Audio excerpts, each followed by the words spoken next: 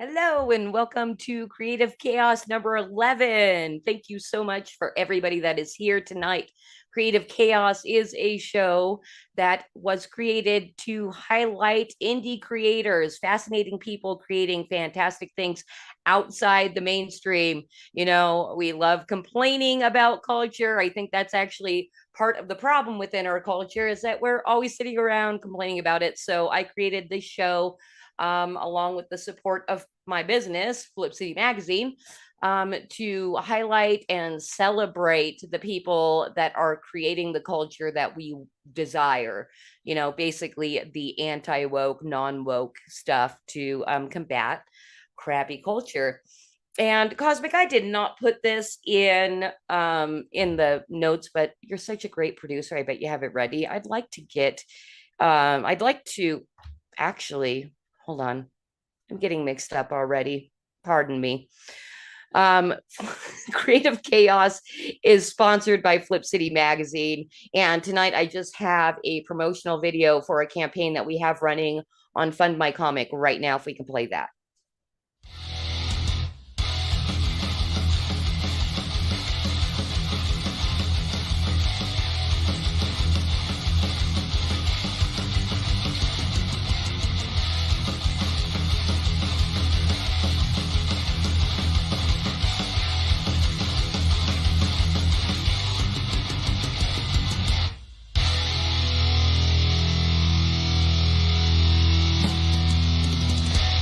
Flip City Magazine is just really pulling out all the stops, man. Your guys' production value of this magazine has gone insane. I mean, look at that. I mean, I remember when you guys, it was black and white. Even when it was black and white, I thought your quality was great. But damn, they just really stepping it up a notch. Look at this. James Corbett, boys. James Corbett. Genuinely cutting, but also funny, and obviously just chaotic and very fun. I love Flip City. It has brought new types of badassery and integrity to the print medium.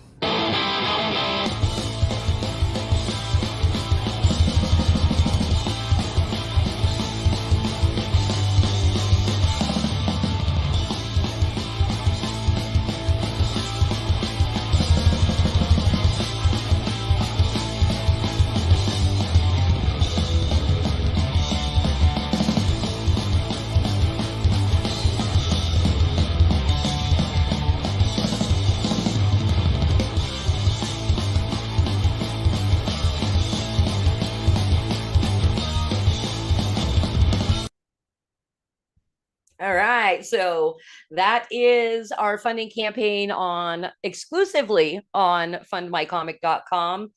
And I dropped the link in the chat for anybody that wants to go pick up volume 19, which is already published. We've got it right here. Volume 20 is still in the works, and we combined both the issues for our current crowdfunding campaign exclusively on Fund My Comic. So head over there and support our campaign. We are already funded on the campaign, but you know, who couldn't use a little extra funding to publish in indie. All right, let's bring in Batman, and then I want to go straight into housekeeping, cause if you have the housekeeping. Hi, Batman. Housekeeping. Come back later, please. Housekeeping. Not now. Housekeeping. Go away. I come in anyway? No, go away. I come in anyway. Hi, Batman. What's up, Christy? How you doing tonight? I'm good. I wanted to say, wish you a very happy bonus day. It is Leap Day today, February 29th. We only get that once every 4 years. That is true. That is true. We have our Leap Year show or Leap Day show. Yeah, exactly. I thought that was kind of cool. And I know you're always busy running around doing stuff. So I was wondering if you did anything special with your bonus day today. Yeah, I did actually. I spent 3 hours in physical therapy getting my ass kicked by some trainers. Do you at least have cute physical therapy girls? Unfortunately, there's only one. Most of them are guys. The receptionists are cute, but it's The mostly guys are guys. still cute. No, I wouldn't call them cute. They're usually, muscle heads that really enjoy good music because they play some good music while we're working out there. So it's not bad. Hold on one second. Okay. I just need to turn off the TV that I left on for my dog because I Oh, ran out real quick to grab a bite to eat with my brother, who all right. called me last minute. Well, I will let you do that because I have a special thing that I kind of want to announce. So not tomorrow, it's leap day. So day after tomorrow is actually Scott and my 10th wedding anniversary. And Mazel tov. yeah, so we don't see Scott very often. He's usually, hiding behind the scenes, creating the magazine, writing a good portion of it. And this is a promotional picture of us that I forced him to take with me. And it's been my honor and privilege to be married to this man. He makes me laugh multiple times daily with his endless comedic takes of the daily horrors we see unfolding in our sick society. I think laughter helps us stay healthy more than the Into apple that. a day, right? So, Into that. we deal with the mess by laughing at it. That's kind of the purpose of Flip City. So Scott is the man and mind behind Flip City, and because of our shared passion for truth and justice, it's been our combined pleasure over the past 4 years to help our paper baby grow and thrive by presenting it to anyone that might think it's cute and want to have some laughs with us. So seriously, this magazine is basically our entire existence. So I just wanted to say thank you to my husband for keeping me happy. And if anybody out there wants to help us celebrate, we'll gladly take donations during this stream, or better yet, just go pick up yourselves a copy or two of the world's best satire magazine in the entire world, flipcitymag.com. So thank you, honey. Love you. He never watches the stream. He doesn't want to cringe at me.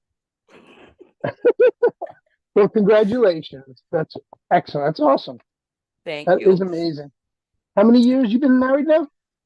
So it'll be our 10th wedding anniversary, but we've been together for 20 years. We kind of did that shacking up thing for way too long.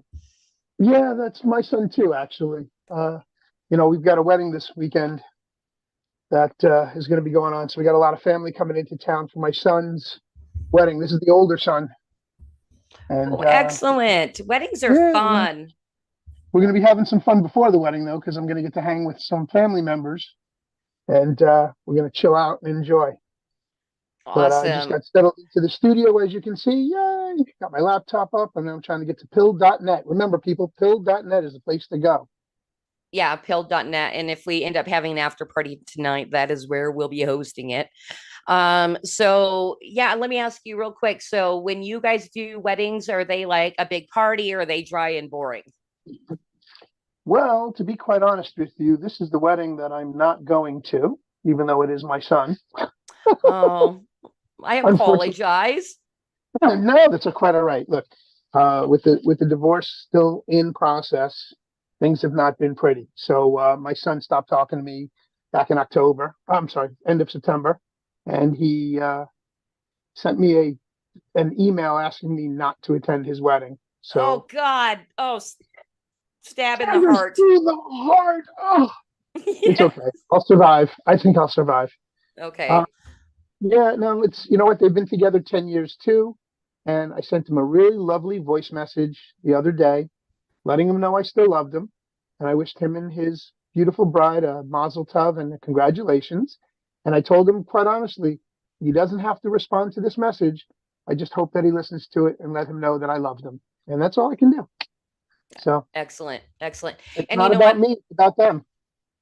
Well, it absolutely is. And I hope they have a very, very happy day, whether you're there to witness it or not. And I'm sure you just basically said the same thing.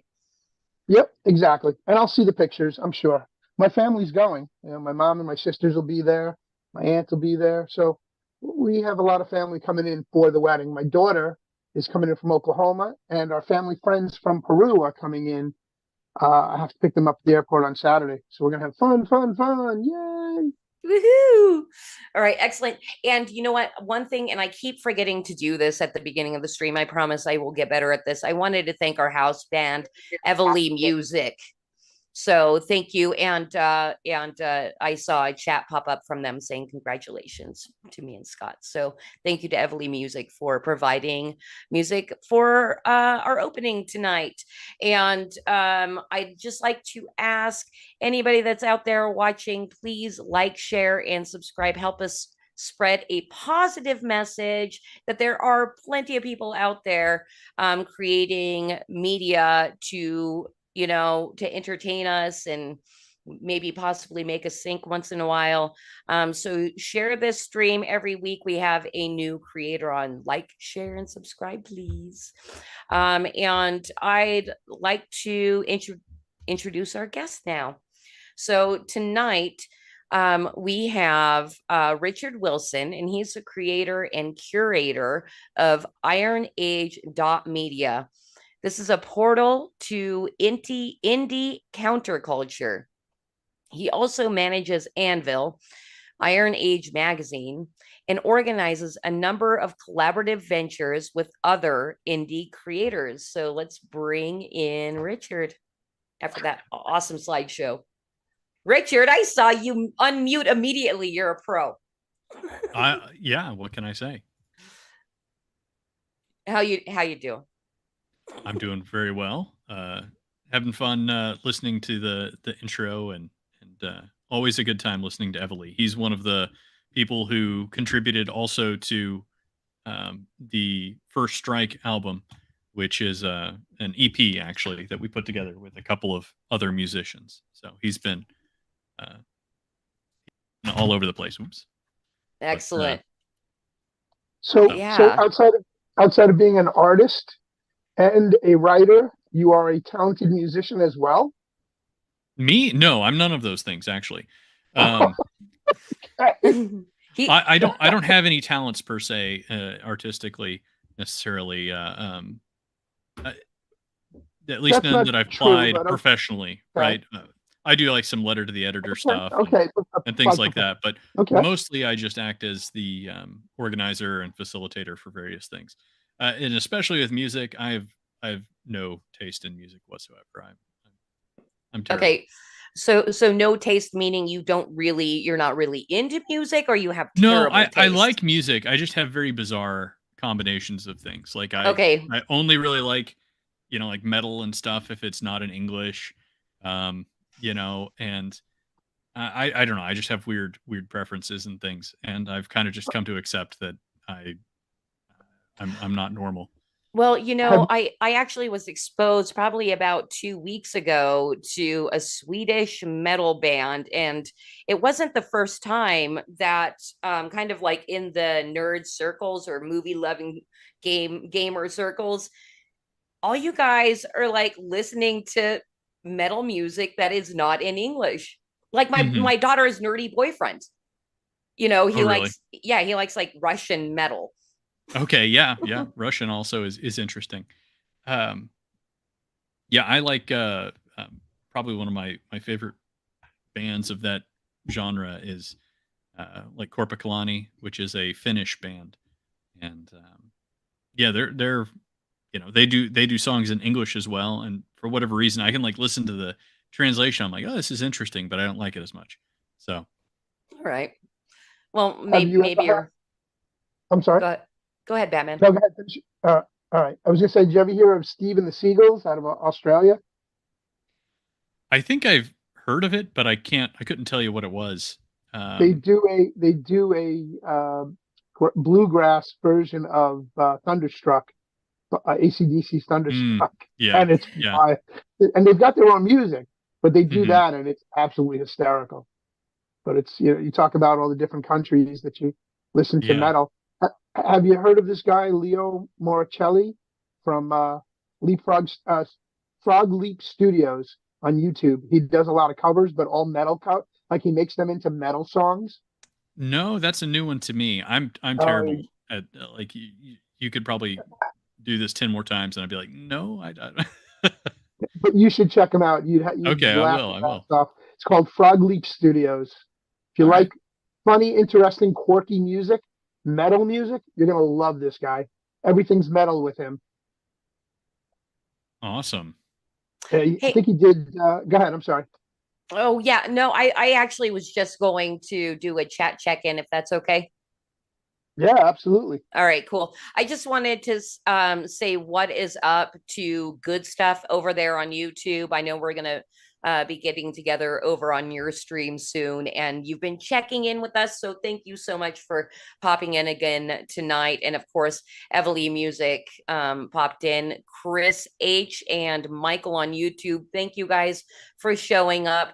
And actually, Richard, I need to thank you for sharing the stream on your Twitter. Yeah, I almost forgot, to be honest with you, because I didn't get issue 3 until this morning, and even then it wasn't until a little bit later, because this is like, there's been several consecutive days of it'll be ready tomorrow morning, and so everything was just a little bit chaotic, and I meant to get it out around noon, and I was like, oh my gosh, I'm sitting down for dinner.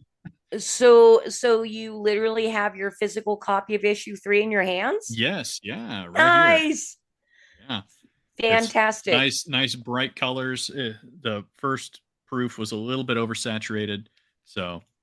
Do you want to do a quick flip? Just like flip real quick? Sure. Let me see if I can't get this. I'm gonna try and figure out what the best way to do this would be. We got this. All right, come on, focus, camera. Oh, I see it. It's in focus. Look at that. Pages and pages, you guys. Anvil Magazine. Wow. And that is a perfect segue into just, let's talk about Anvil. Like, why did you create it and what's its purpose? Okay, so last year, about January, I was trying to figure out what I wanted to do. I felt like I had some momentum and attention from the website, and I felt like I was also, like, there was like an optimism and expectation of people wanting me to do something, and so I was trying to figure out what that would be, and the idea came to me to try and do a magazine that sort of brings together some of the different indie groups that I've been associated with, which is primarily comics and the indie author space.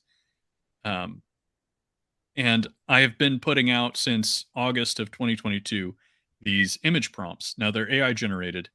And this was actually back before people were angry about people using AI art. They just made fun of it, right? But the result of that was that I kind of got a lot of people submitting short stories to the website, and I would just post them. They were put up for free, and it would help direct people to authors and help, I don't know, just people network and gain some attention.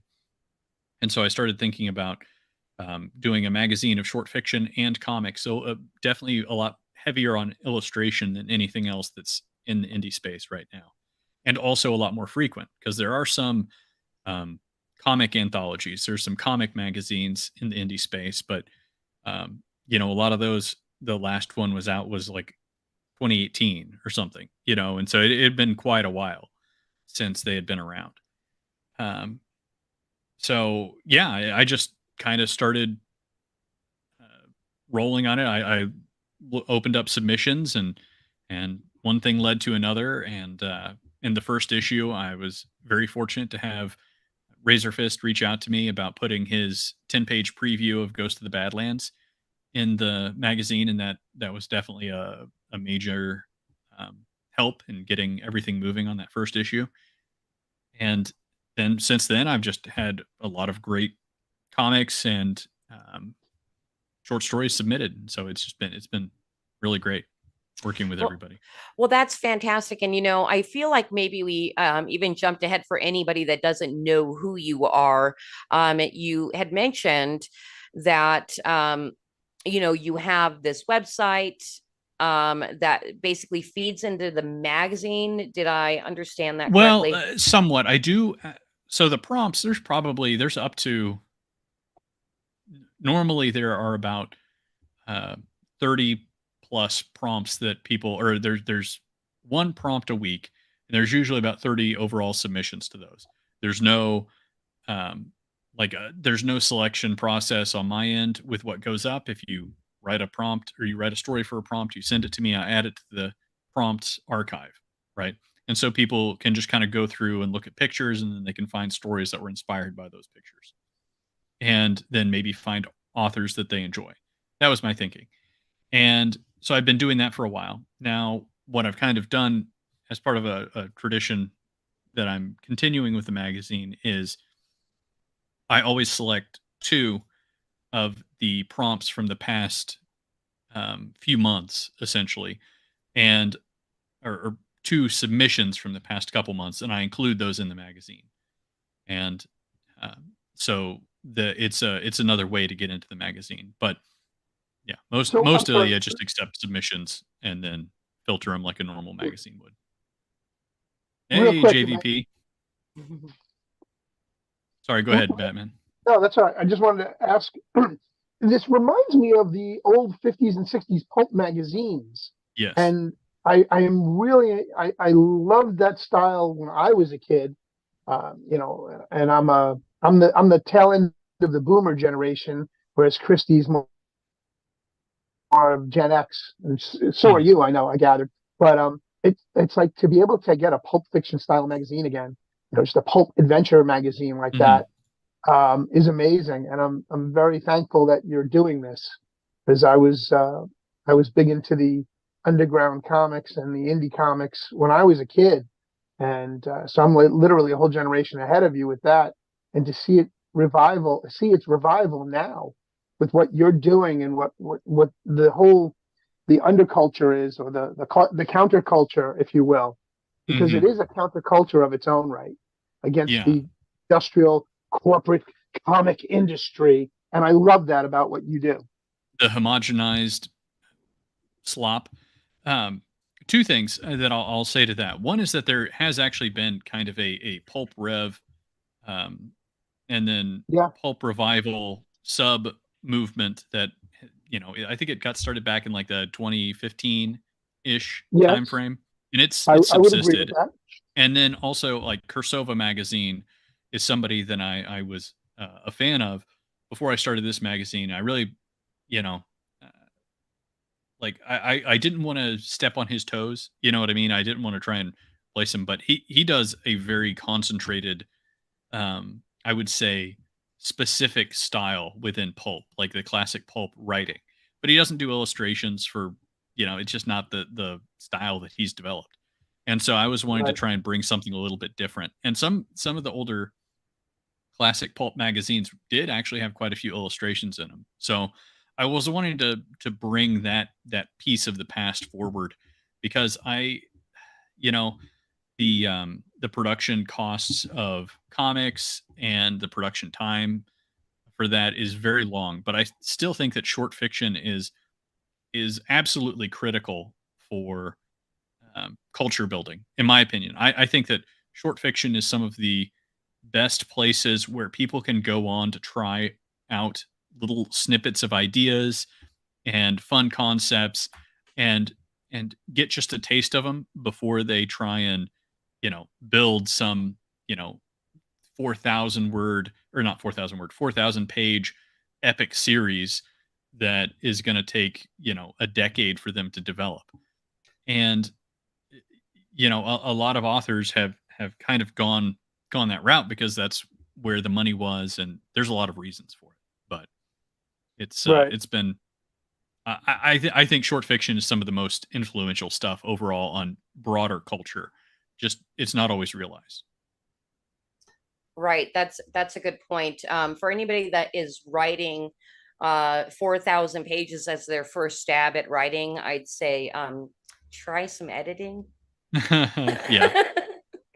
Well, I mean more that they plot out 4,000 pages worth of story, and then they write, you know, the tale of the White Dragon book 1 of 92 or whatever, Right. and it's fine that you do that, but I also think that the smaller the thing you attempt to do, the more likely you are to actually do it well, um, if it's your first time doing it. You know what I mean? Or it's much easier to iterate quickly on short stories, for example, than novels. Right, absolutely. And you know what? I want to go back and focus a little bit more on you getting your start, because you had mentioned a big help in getting your magazine launched was that Razor Fist approached you. Yeah, he was kind enough to DM me about it, and we went back and forth a little bit, and he pitched the idea, and I was very excited because at that time I was concerned that I was going to have to cut the comic portion, um, just because I didn't have enough money to make the comic side of things work. And so I had actually taken all that money that I had set aside for comics and I'd put it into illustrations. And so it was a real fortunate, it just worked out perfectly. Yeah. Well, and that's a similar, not exactly the same, but it is with us. We were able to get our launch because we were able to garner the attention of people on social media that have large followings and a very dedicated base to come and support what we were doing as well. So that's something that I kind of like about your story is we have kind of a similar thing with Flip City. Yeah, very much so. All right. So hey, Batman, were you raising your hand earlier? I No, you're asked him what I wanted to ask him. okay. You're just participating in chat now. Yeah, I'm jumping back and forth. I'm listening and I'm just engaging with the chat.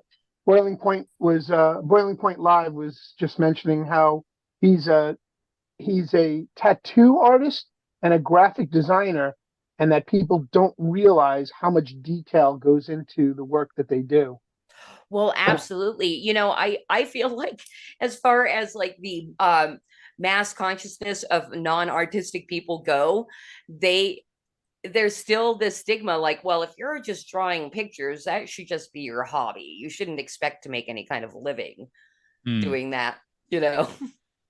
That's bullshit. Yeah. But whoops, did I say that out loud?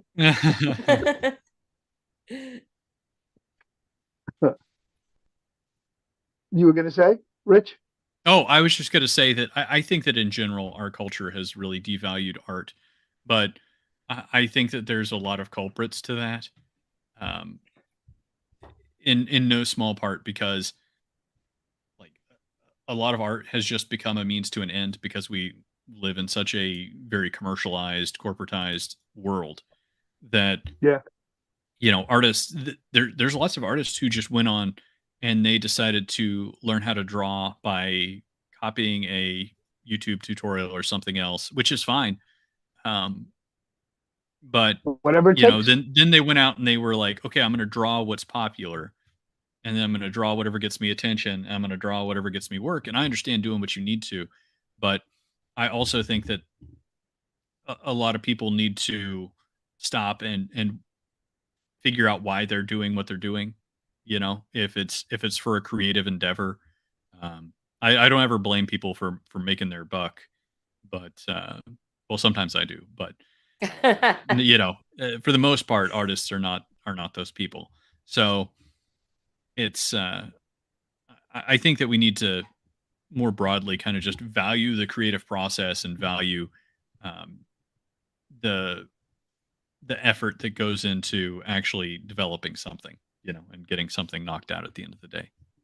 Well, there could be in society as well, as far as like non-artistic people go, or people that don't quite appreciate the artistic process. Maybe there's a tinge of jealousy there as well. I think most people, I would say broadly, our culture does not value work at all, and they certainly don't value quality.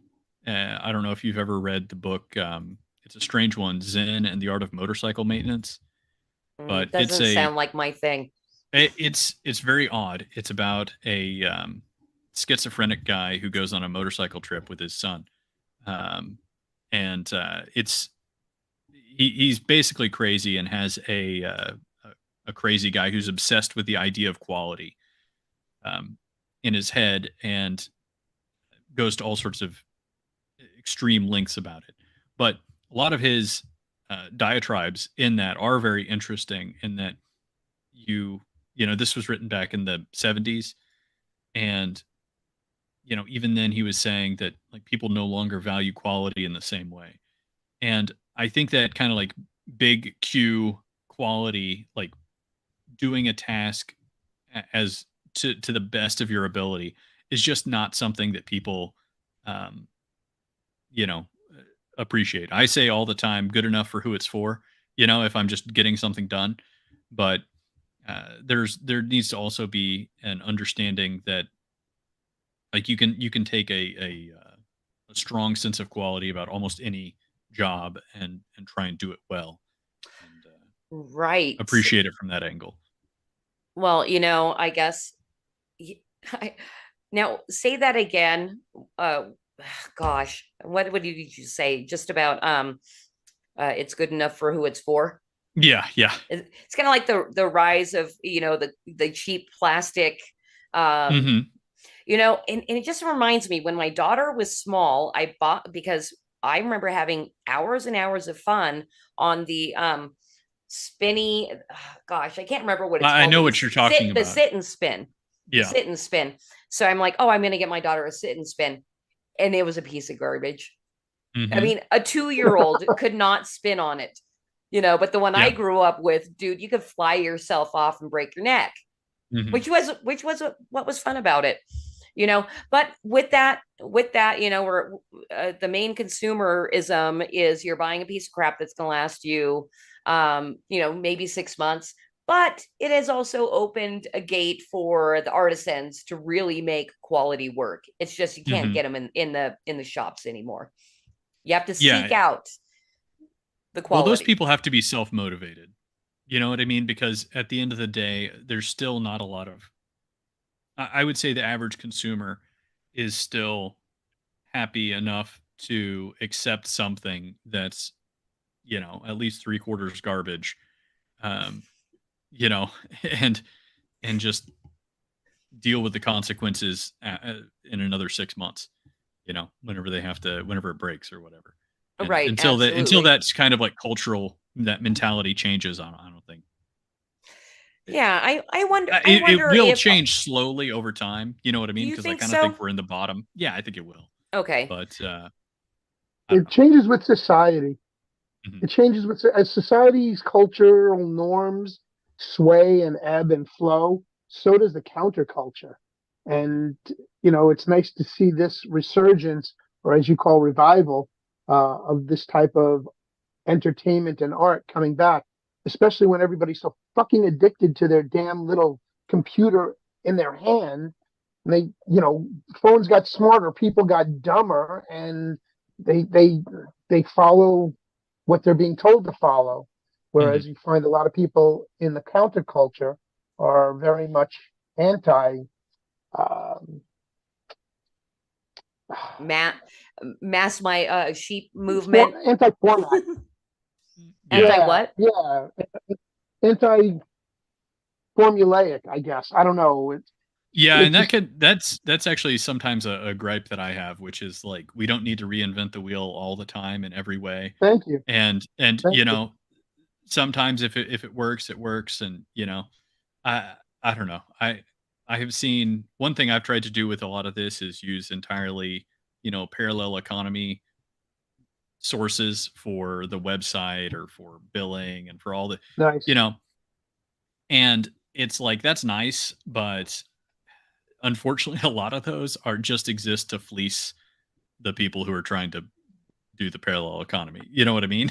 It's like, Right, You know right. what? you know, Well, you got Richard, can you go a little deeper into that? Because I am all about the parallel economy and culture and all that kind of stuff. So what do you mean exactly well, I'm not going to with throw that? any stones here, No, but it's what I fine. will say is that some of the payment processors, for example, or um, the storefronts and even other I don't know, just like social media and whatnot. Like Okay. the goal is not to get you more customers. Okay. They don't really care about you.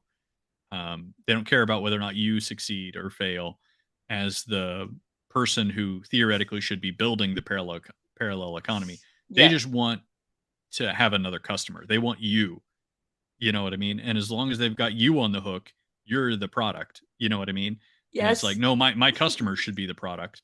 You know what I, or not really, but you know what I mean? Like my End products should user. be the products, and you should be trying to help me actually get out there. And Right.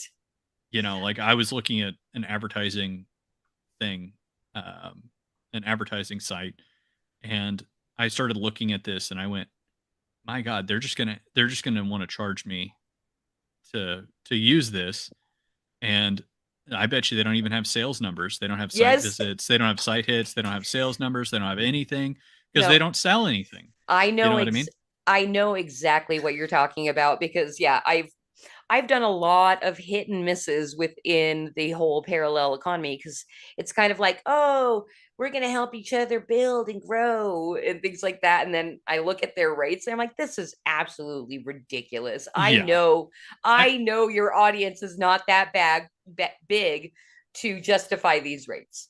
yeah. I mean, and I don't mind. Like I said, I don't mind people trying to make a living and everything else. It's just, and even whenever it's individuals, I just don't like the bait and switch kind of mentality. You know what I mean? I've always tried to be very much like this is what I'm going to do. We may make money doing it or we may not make any money doing it, you know. But that's that's how it's going to be, you know. Right. And there's no subterfuge. I had somebody who was very frustrated with my contract for Anvil, which is I actually, the initial contracts were still had some pretty large holes for abuse if I were to try and do it. You know what I mean? But Mhm. since then I've revised it and tried to make it less and less predatory. But the original like boilerplate publishing contract is insanely predatory. You know, We know. Yes, we do. it's We've worked crazy. with plenty of boilerplates and have owned in our own contracts as well. So yes. Hmm. And so it's But really, you know, Richard, I'm just gonna say, like, as far as the like mainstream industry goes, it is freaking predatory. You know, oh yeah. the publisher goes for everything you can possibly get and Mhm. cut every throat you can along the way. Yeah, and that's why whenever I'm like, okay, like, you know, do you what is your concern? What can we do? Is there an actual problem here? And people have said, hey, this is actually like I'm not going to sign this because this is, could be a potential problem depending on how you read this. And I'm like, well, it says, not anything that's not covered by this isn't. And they're like, well, you need to put it in. I'm like, okay, I'll put it in. You know what I mean? But that you explicitly do have this thing if you're concerned about it. It's probably better to have it. So, I'm trying to, kind of work my way towards having good contracts and good business practices because at the end of the day, I feel like if you just want to go out and be a terrible human being and do things that are soulless, like corporate America is already there, and that's the better way to do things anyway. You know what I mean? Like if I wanted to sell my soul, I could make a lot more money doing it, with a lot less effort that route. Right. Completely understood. Hey, I think it might be time to head into our first segment, but I just want to do a quick chat check-in. What is up to Boiling Point Live and the Hawk for popping in over in Pilled and saying hello. I see my friend over on Rumble, my Canadian friend popping in. Trenchmouth, what is up, brother? Thank you for coming this week as well. And I lost a screen here. Everybody, bear with me. I don't think anybody's over on Odyssey. So, and then JV Music, I am assuming that is somebody that follows you, Richard. Yes. Well, he's a very talented musician. He's also on First Strike. So he did. Oh, And you know what? Please give us just a quick rundown of, because we kind of like started with First Strike before we even Yes. talked So about First Anvil. Strike, yeah, First Strike is another project that I started up with Jacob Kalta, who is the uh, layout graphic designer for Anvil and does a lot of the interior work there. But he's a multi-talented zoomer. Actually, he's one of the good ones, and I know some of them. yeah, and so he's been doing all sorts of things, um, up to all sorts of different mischief. But he came to me with the idea of doing an EP, kind of a music showcase, in the same sort of theme of Anvil, which is, that stepping stone into the indie zone, and a place where you can go and get a taste of different types of things, and then pursue what you're most interested in. And First Strike was, let's see, we started back in August.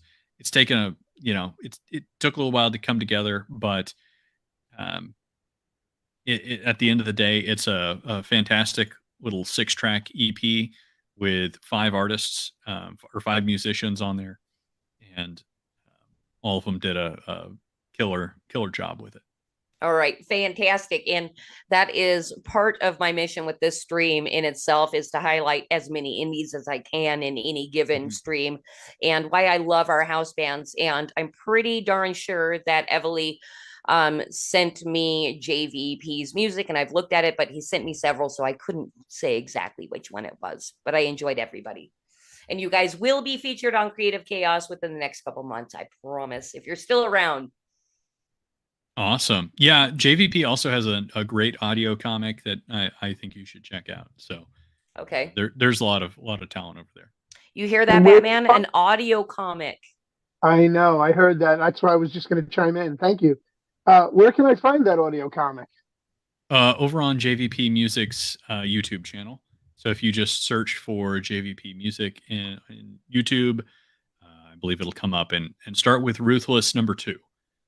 The first one, he was still kind of getting the feel for how he wanted it to go, and I've heard him say, start with the second one. I found it. I have it up. Oh, good. I Wonderful. have it saved. I will check it out.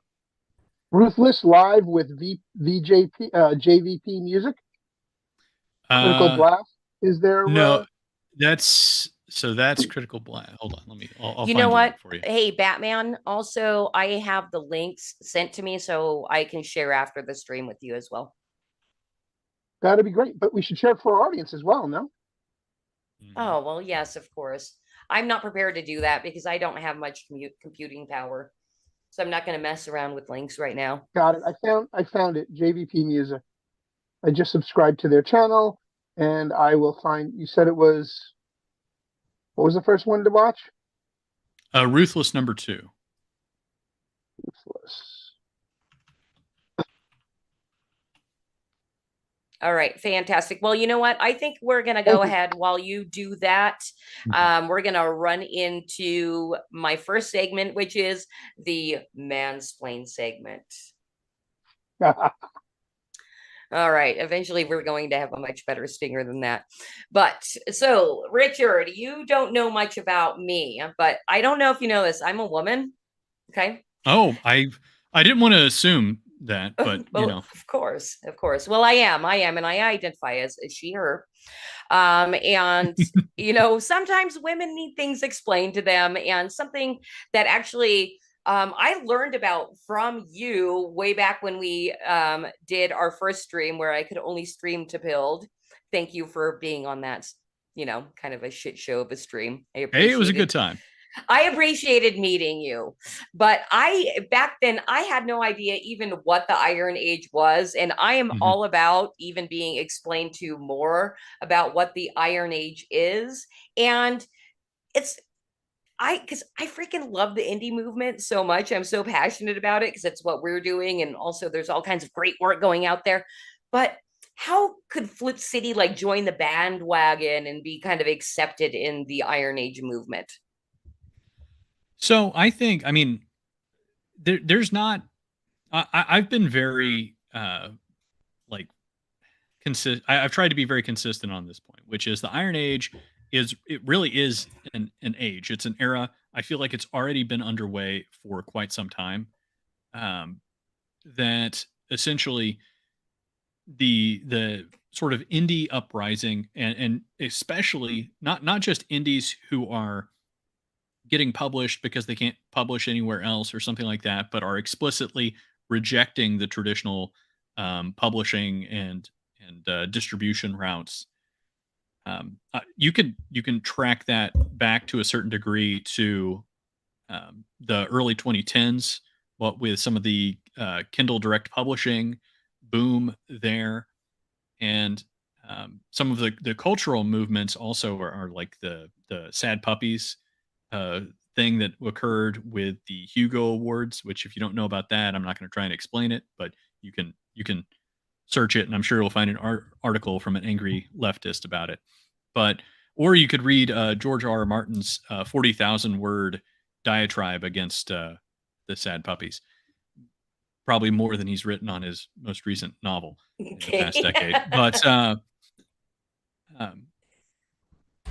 it's and then it continued even to some degree, Gamergate and then Comicsgate and all these other movements and whatnot that have popped up.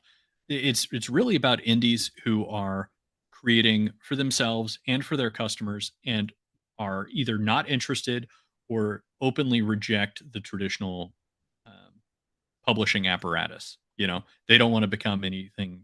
They don't have anything to do with the mainstream. So that's been going on for quite a while now. Over a decade. And the Iron Age is just sort of a recognition of that, and then a kind of a banner that anybody can rally under to a certain degree.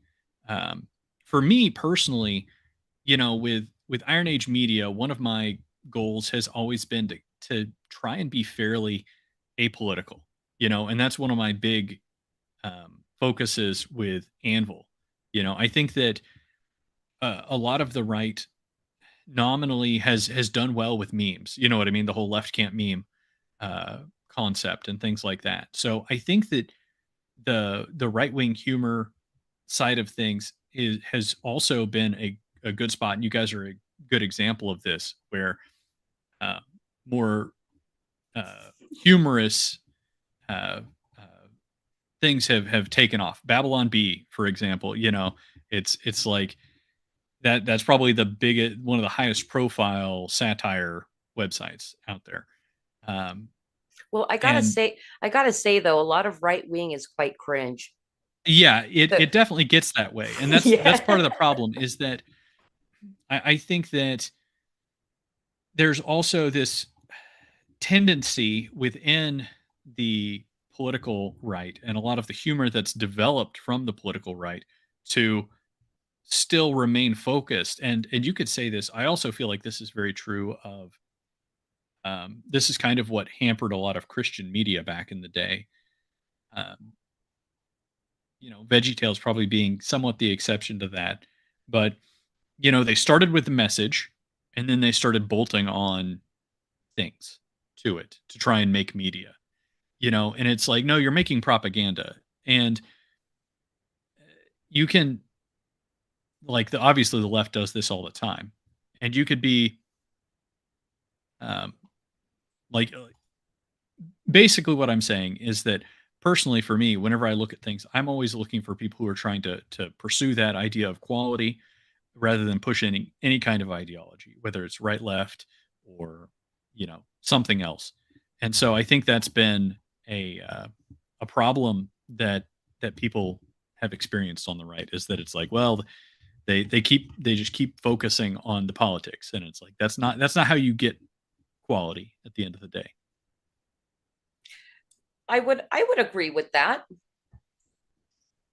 Okay, fantastic. So basically, no, but I was going to say, I think, but I like I was going to say, but with Flip City, I think that you guys have taken a like a very strong, consistent, like, humor first, lampoon everything as much as you can angle.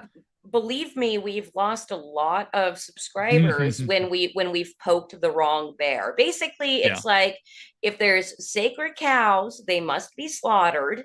and oops, sorry, we slaughtered your sacred cow. Mhm. But it's not so good for our bottom line. Well, and I think that that's what happens. Unfortunately, it's very difficult to walk that line, and the problem is that you really can't. It used to be that the big publishing apparatuses existed to kind of protect and I don't know about protect the artist. It was always to make money at the end of the day, but you did have some sense of wanting to protect some of the ideas that were being put forth and allow this room for expression, because if you don't, if you're not out there kind of trying different things, then you're very likely going to get bogged down into a you're going to be stuck in a rut.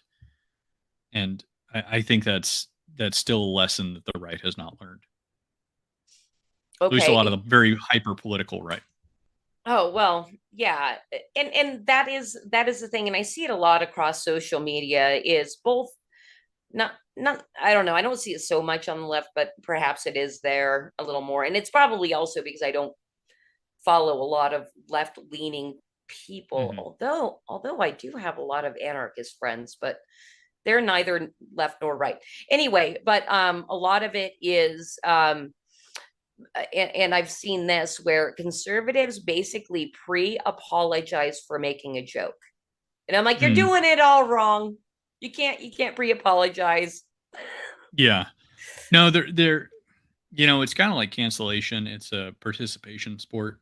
Um, you can't be canceled unless you consent to it to a certain degree. Obviously, other people can make your life very difficult, but at the end of the day, if you don't go home, like they didn't send you home. You eventually turned around and went home yourself most of the time. And so, I think if people are apologizing, a lot of it's just signaling signaling weakness, signaling that they're not concerned about the quality of what they're doing first and foremost, because you have to be committed to that if you're going to be out there trying to create things. And this is, in some ways I'm a hypocrite because I'm saying these things, but I'm not, like I said, I'm not necessarily an artist who's out there putting my I'm not bearing my soul. I'm not writing these things. So I understand they can be very difficult to do that, but um it's just it's aspirationally what I think we should be aiming for. Yeah, I absolutely agree. So as far as you and creativity goes, I know you're basically like kind of archiving and like gathering and kind of helping push these independent writers and creators forward. Do you feel like you have no artistic skill? Have you Oh dabbled no, in I mean it? I don't know about that. I took art lessons for a number of years in middle school and high school, so I've done a lot of the technically I know how to do oil painting, watercolors, inks, and all this other stuff. So I have done things, and occasionally I haven't sketched something in years, anything in years, and then the other day I sketched something, and it was like the it pained me greatly to look at it, and I was like, oh, this is terrible, and I know precisely what I did wrong. It's like the things that I didn't have a good solid 3D shape in mind whenever I started drawing them just looked like flat, ugly things that had no three-dimensional shape to them, and the things that I did have a clear three-dimensional concept of what I was going for actually looked not horrible. And I was like, oh yes, that's one of my things. you know Okay. and so I do, and I've learned quite a bit about art over the years. I've also, I also have like a lot of ideas for things like short stories and video games and tabletop games and things like that. And I might try to bring some of those things to market in the future, but I just kind of feel like with the way that things are right now in the indie space, the thing that's actually needed is Anvil, you know, and the demand for another person trying to figure out how to make their their tabletop RPG work, or their video game work, or their novel work is, I'm not saying that people shouldn't try. I'm just saying that I have a lot of different things that I could be doing, and I'm trying to do the one that I think is most useful right now. Okay. Well, excellent. And you have plenty of years left in your life to, branch out from here. And hopefully, you can just keep building and building your audience so that you can make Yes, more yeah. stuff happen, Yeah, and that's the other sense, is that it's like I'm doing what there's a demand for, and what I know that I can actually do now. And then in the future, once I have, a larger audience and everything else, and I'm maybe a little bit more flexible on my time and everything else, because I still work a full-time job and everything else, then maybe that's when I start tinkering around with ideas of, trying to make make my baby, whatever I decide to go with, come to Absolutely. fruition. And you know what? You just brought up that you still have a full-time job, and this kind of segues perfectly into our next segment, Conspiracy Corner. So Okay. let's get on to that.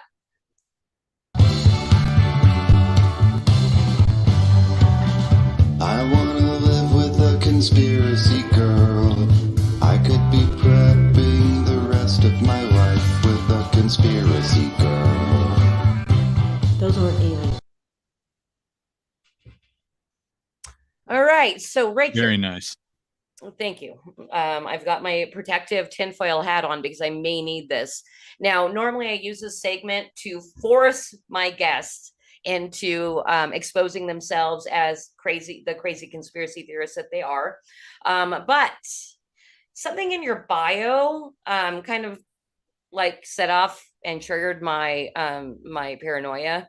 In your bio, you say your website's a portal for the indie counterculture, and everybody knows that the counterculture movement of like the 60s was created by the CIA as a starting point to get everybody to start taking drugs, destroy the traditional American values and the nuclear family. So I need to know, are you a confidential human source for the CIA or other covert agency of destruction? No, unfortunately not. I feel like the pay would probably be a little bit better than what I've got going on right now. But no, I'm not. I wish. CIA, hit me up if you need an informant. I'm right here. You'd be selling your soul to the devil, damn it. But you know what? The pay is good. I'm sure of it. All right. Well, you know what? Fantastic answer, Richard. I think I can take my tinfoil hat off. I completely trust that you are not CIA. Yes. Yeah. And at least not until they get me, like a nice supply of adrenochrome and child blood and everything else. Oh, I had no idea that we could go down that path. I should put it back on. I have, Luke Stone over at Fun Like Comic. So he came on one of the earlier Creative Chaos streams, and that is where he went. He went immediately into child trafficking. I'm like, I had no idea, Luke. Well, Houston, where I live, is a huge human trafficking center, and it's because of the amount of illegals that come through here, as well as the airport. Richard, it's wild. That's kind of crazy that you live kind of in a hub, because I do as well. I live in the mountains right above San Bernardino County, which is like is it MS-13? Is that the big Mexican gang? That's one of them. Well, one of their hubs is right down, like literally at the base of my mountain. Mm-hmm. Let's see. Evelay says that's exactly what an asset would say. I know it, but I'm trying to be a good. I have your home hostess, address, Evelyn. I don't know if you want to say things like that. Right, awesome. Well, you know what? Let's move on. We don't have to go too far into conspiracy tonight because I really, really, really want to bring up our Flip City branded segment. Now, can I just say a little bit about what we said in DMs because it cracked me up so much? Yes. Okay. All right. So Richard, and oh, by the way, I'm going to take this second to plug that we are going on your stream with Drink with Crazy next Friday. And I may tease you a little bit there as well on March 8th. So anybody that wants you to could probably catch us, you could easily get Royce to read that one if you want. Are you kidding me? I bet. Yeah, I mean, he seems like a natural for that kind of character. All right. You know what? And I didn't prepare any images or anything like that. But Richard basically in DMs, he wanted to see what we were going to do for the branding segment for tonight so he could practice his role. And I asked him to play Mangina and he refused. But he refused by saying, "I'm sorry, I'm going to have to bitch out on this one." So I appreciate you. So we chose something else. Cosmic. Although I probably could do a much better accent for that than Gordon Ramsay. I didn't know that I didn't know what Gordon Ramsay sounded like until I started listening to him with the intent of sounding like It does not matter. You can really make a fool of yourself on Creative Chaos. That is totally fine. Well. All right, cool. All right, Cos, here we go. So, talented chefs compete for cash and prizes on world-famous chef Gordon Ramsay's latest cooking show, Gordon Ramsay's Super Cooks. Chef Ramsay addresses the aspiring chefs in the Super Cooks competition. A great dish should be all about you, your passion, your lived experience. I want to see you put all of your heart into every dish you create.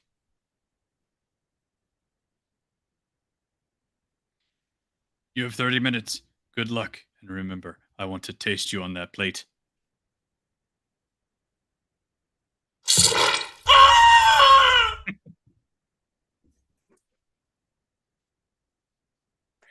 Thirty the heart minutes is later, a little bit gamey, but the chimichurri sauce is delicious. Well done.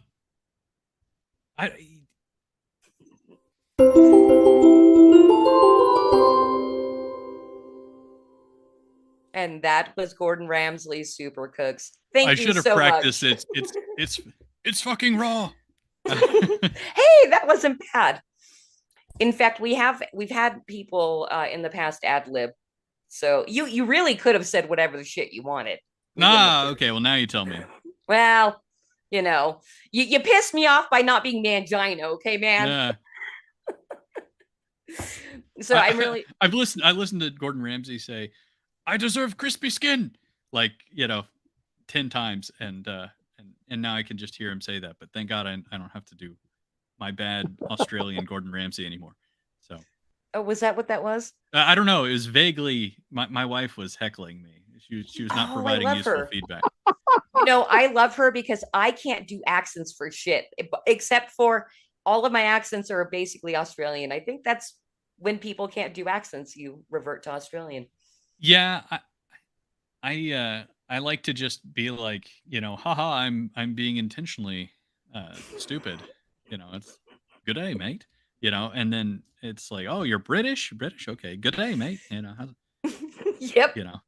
Top of the kangaroo to you, or whatever. And yeah, I know. Not put any effort in. I know exactly what you're saying because both my husband and daughter can do multiple accents across the board, and mine all sound exactly the same, and I get goofed on, but it's just kind of our family dynamic. All right, so I think that pretty much does it for our mainstream over on YouTube. I don't know if you want to stick around and do any kind of after party with us, but I just wanted to do a last check and see if anybody else came. Probably not, because I got a tiny audience. You guys share and like this.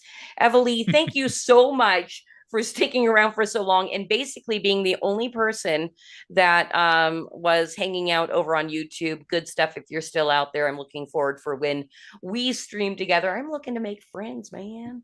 Both Emily's in the awesome, and he's got a lot of fun stuff coming down the pipe as well. So I'm well, excited to see what he comes up with.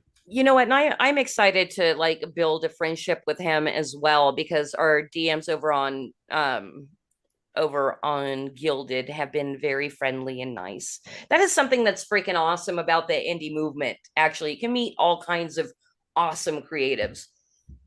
Yeah, I will say that kind of my corner of the Iron Age, I feel like, has a lot of very, a lot of very friendly people who are committed to kind of being better than a lot of the negative, angry stuff that is more common and more popular, for better or worse, on the broader Okay, culture. I believe I know what you're speaking of, and that's the thing. I see drama and I run away. I'm like, nope. Yeah, oh yeah, very much so. I'm more meaning like the critique critic culture. You know what I mean? Like on YouTube, everybody's angry about She-Hulk, everybody's angry about Rings of Power. I understand that drives eyeballs, but I think that especially my little kind of like the little corner that I've become associated with is very much kind of interested in that like positive, like let's create something, let's do something, and let's lift each other up, and all that other kind of like hugs and kisses bullshit. So it's nice. You know what, Richard? I believe we are a lot more similar than I even previously knew, because that's something, I will occasionally hop in those streams of what I call the culture complainers. They're not really doing anything to lift any kind of culture up. They're just complaining about the mainstream. And I can't hang in there. I'm like, it'd be really nice to be able to like capture this audience, but I can't sit here in this chat. I can't see. Yeah, I just don't care. I don't know. I just don't Yep. know. I mean, I like a lot of the people.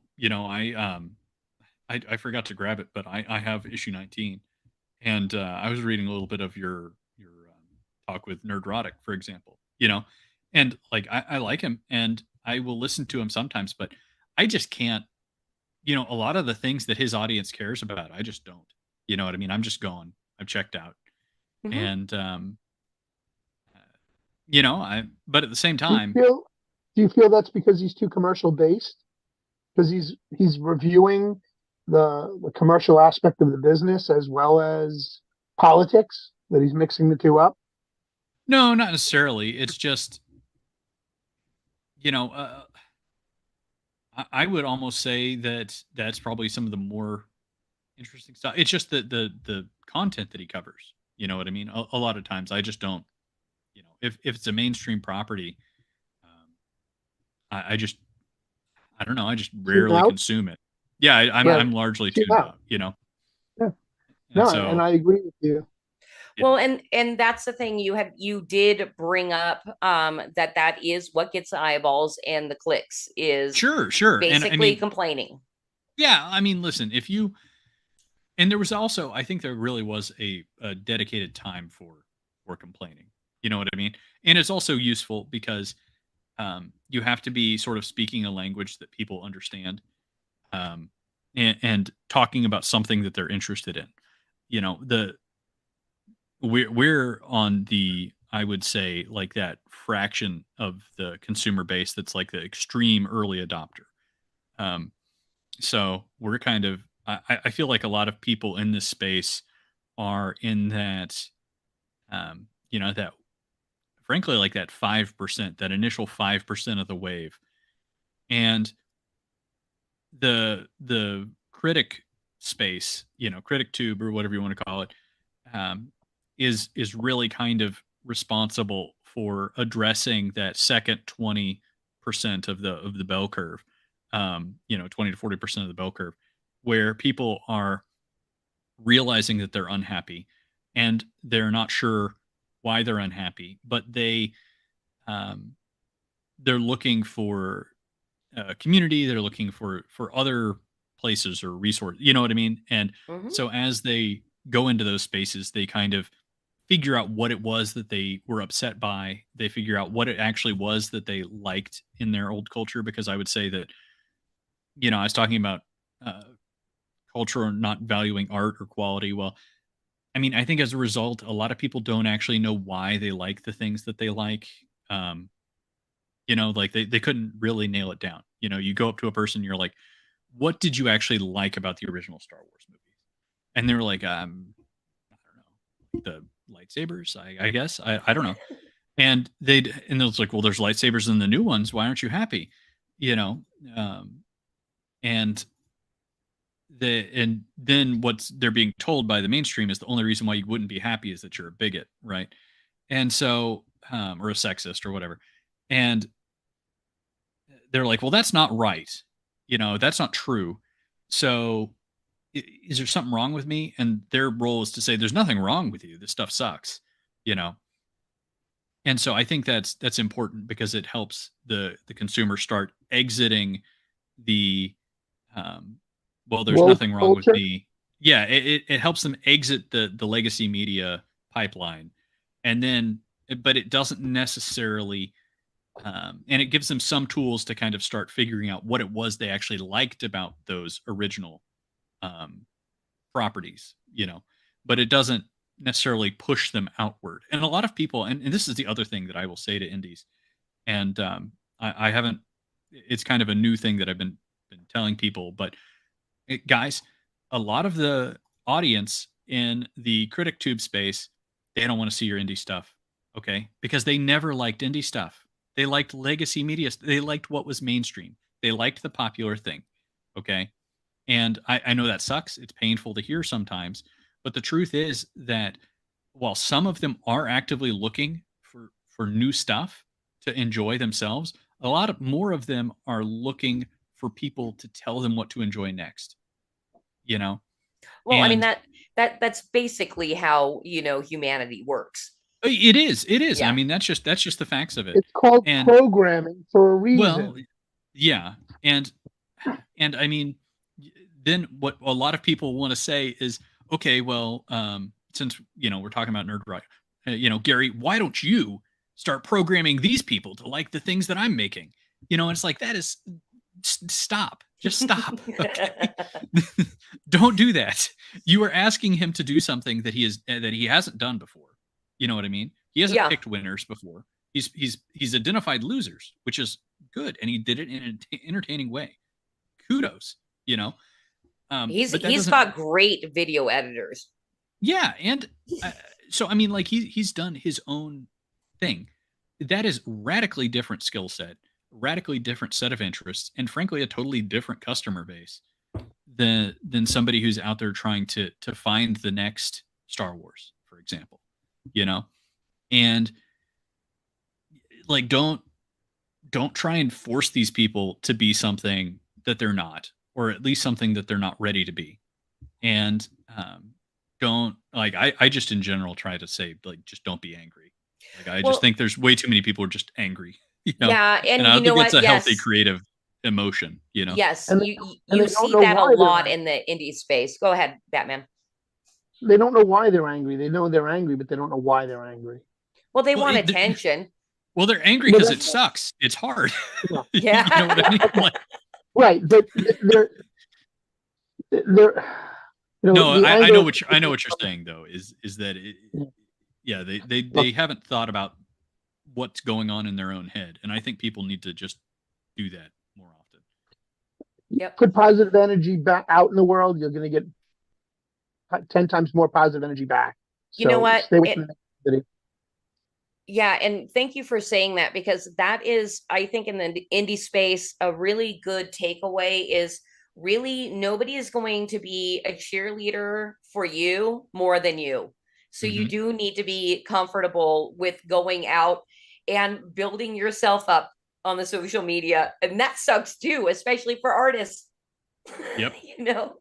So yeah, expect everything to suckity suck. But if you really love what you're doing and want people to know, go out and tell them. Well, Tell them you're awesome. yeah, and also, be the kind of person that you want to like actually interact with. Sometimes I see people going out there and, like I said, with the anger, there's a lot of people who are angry, and there's, like I said, plenty of reasons to be angry about things. There's a lot of things going on in the world and in the culture and everything that's just, will make you angry. And, but if you are an angry person, like, are you sure that like you would want to deal with you? And so you want to start building these groups. And what I've tried to do with Anvil and also with Tempered Records now is start building groups of people that, maybe even if we're not working on the same thing all the time, like these are people that I know that I can work with, and I know that they have different skills and talents and things like that. And Anvil has been incredible for that because I've had the opportunity to work with a lot of different artists, a lot of different authors, and find people who are hardworking and fun to work with and easy to work with, and that's like I think that, like, yeah, everybody, I want everybody to be decentralized. I want everybody to do their own thing, but there's also a stage where it's like there is some, like collaboration is not collectivism. You know what I mean? Like, it just because we decide to work together doesn't mean suddenly that we've abandoned the indie principles and we're all a bunch of communists and blah blah blah. It's like no, like let's work together for our mutual interest, and Right. And I think that there just needs to be I wish that more people would be a little bit more serious about moving forward with building their network and accomplishing specific goals and things like that.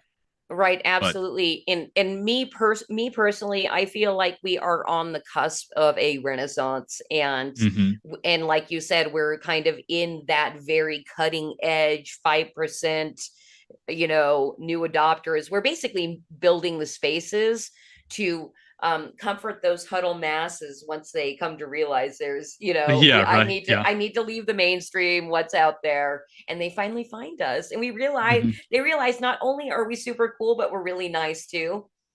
Yes, yes. We're beautiful and we're talented and we deserve their money and Yes. Most importantly, actually. absolutely. I mean, I would say that's obviously the first thing I would think of, but all those things. Right. Well, so good on you, Richard, for building spaces for indies to come in and collaborate. We're basically doing the same thing, but in a little bit of a different way with Flip City Magazine. We've been building our hashtag revolting artists over the last 4 years. So we're basically gathering the artists that don't mind being spicy and all that kind of stuff, and possibly a Yeah. little bit political. So we're a little different than you. You kind of push the Oh, political yeah, to and the I think side. that's another thing that I think is just so I think that there's so many people who really think um, you know, that oh, I understand that sometimes make a bigger pie. Like sometimes people get upset about that idea because it's very, you know, out there. It's very optimistic, and sometimes there's not like a very specific plan for how are you going to do that, But the reality is that the way the internet is today, there's just tons of people on the internet, and even with our own little communities, unless you're just trying to fish in the same pond constantly, and you've decided that you're never going to you're never going to look outside, like there are more customers out there. You know what I mean? Like I see um, the idea that like even with Cursova, for example, who's probably a closer analog than Flip City, like like Cursova is great. They put out like tons. Their books, their magazines are huge compared to mine. They're like 150,000 words, right, or like almost 200,000 words, and mine are like 50,000 words. But it's got a lot of art in it. It's very different feel. And I have some of his artists that write, or not artists, but authors that write for me. And because of the work that he's done over there with his magazine, I'm able to benefit, and hopefully, you know, uh, vice versa, because I know that I've been trying to spread the word about Cursova as well. So, I think that there's enough people that have their own particular favorite flavor of this, that, or the other that, you know, as long as you're building the thing that you really want to build, that you're probably going to be fine. You'll be able to find customers there as long as you do it with that high degree of quality that I was talking about. Right. Well, and be willing to market yourself. Yeah, I mean, yeah, it's a lot of work. You got to be willing to put in the work and do the the put in the work is the very difficult part. Right. Absolutely. Hey, I think it is time to close out the stream, but I do have, and Cosmic, if you have this ready to go, something that we could not do at the beginning of the stream is a screen share. Because something happened this week that I need to ask my producer about, Cosmic Grandpa. So let me get over to my Zoom, see if I can screen share, but let me get this thing up real quick. Okay. So I'm going to screen share something, and Batman, you still there? Yes, I am. I just want to do a quick shout out. Yeah. Thank you, Paul Thaddeus, for the gold pills. Appreciate you, brother. Thank you very much. Paul Thaddeus, thank you so much for donating to our cause with the can. All right, so I just want to let you know, Batman, you told me and my husband needed to get out more often, and so we did. We went and saw a Zappa cover band this weekend. But something that made me really, really curious is, I'm going to share my screen here. It looks like Cosmic Grandpa. Are we sharing the screen yet? Are we seeing it? We are. But is that just my, hold on. That's just your notes. All right. Do we see it now? Okay. There we go. I was curious because I believe Scott and I saw Cosmic Grandpa playing the baritone sax. Oh my God. Cos, are you moonlighting? Cos, bring yourself out from under behind the curtain and show the world what you look like. I'm actually let me get myself here. I'm actually you need to unshare. There you go. I have to unshare. There I am. Pay no attention to that. Okay, here he comes. All right. Here he comes. All right. So, I'd like to see if anybody in chat, but I know Bruce, who's been friends with you for years, says this definitely looks like you. Are you moonlighting, Cos? I actually play trombone. My daughter plays bari sax. So I would have had to have borrowed her bari sax to take that picture. You know what's funny is the trombone player in the same band looked a little bit like you, but the baritone sax was definitely you. So I just thought I'm gonna call you out. Nice. All right. Well, that was a fun way to pretty much end our stream. Let me just do one last chat check-in. Batman, you've been hanging out in the pill chat? I was, and I just locked myself out. I just knocked myself out of it. I'm looking for it now. Where'd it That go? is okay. I know. There we go. I know that Paul Thaddeus checked in and gave us a can, so thank you again for that donation. I don't believe anybody popped into Odyssey all night. I think we're getting real close to not. Hold on. Did I stop sharing, Cosmic? I can't see what's going on. You did not stop sharing. I was looking for a way to stop you from here, but I can't. Well, I probably could. Hold on. Now everything's all messed up. See what happens when you give me control of anything? Anyway, can you just put us back on screen? Or is it just gonna stick on there? I am gonna try here. Give me just 1 second. Whoop. Oh wait. Let me undo this. Okay. Now we're back. I love you. Backspapers. I love you so much. Okay. Okay. We were back. No, we're not back. Hang on. But I think people can at least hear me, so I'm just going to keep talking. Let me bring. Wow, I have way too many tabs open. I want to thank Richard for joining us tonight. You can check him out at ironage.media or anvil.com. Richard, is that correct? Anvilmagazine.com. Anvilmagazine.com if you're interested in subscribing, or do you have an email list that people can sign up to so they know when you're campaigning and all that kind of good stuff? I do, but I don't.